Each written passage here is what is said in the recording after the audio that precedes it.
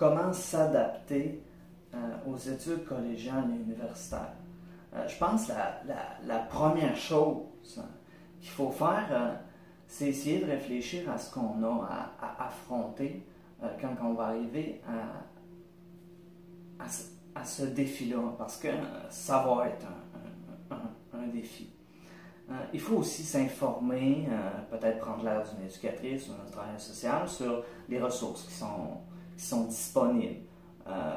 Voir si, par exemple, tu peux avoir besoin d'avoir des cours de mathématiques, de français privé. Voir aussi comment, dans ton quotidien, tu vas pouvoir t'adapter aux différentes réalités de ces milieux-là. Il y a beaucoup de gens dans une pièce. Quand tu arrives dans la classe, tu vas avoir énormément de sons.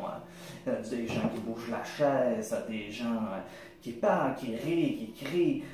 Tu sais, il va y avoir beaucoup de choses dans l'environnement où il va falloir penser à des stratégies pour s'assurer que ça fonctionne le mieux possible. Est-ce que c'est de se mettre des bouchons? Est-ce que c'est comme moi de se promener constamment à l'université avec la musique bien fort dans les oreilles?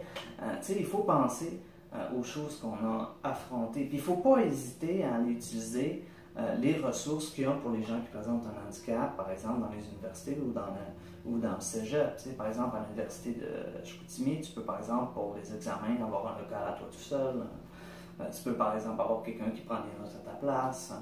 Tu sais, je pense que quand une personne souffre d'autisme, il faut vraiment veiller, avant qu'il entreprenne des études comme ça, à lui offrir le support, l'accompagnement, pour s'assurer d'éviter tous les risques que ça encourt au niveau de l'anxiété, au niveau de la dépression, d'aggraver les comorbidités, les désorganiser. Parce que souvent, par exemple, pour un Asperger, les études vont nécessiter qu'il modifie sa routine. Il va devoir affronter des changements qui sont très, très lourds à porter pour lui. Donc, je pense que maximiser les ressources et l'accompagnement est probablement la meilleure stratégie pour s'adapter à ce genre d'études-là. Voilà.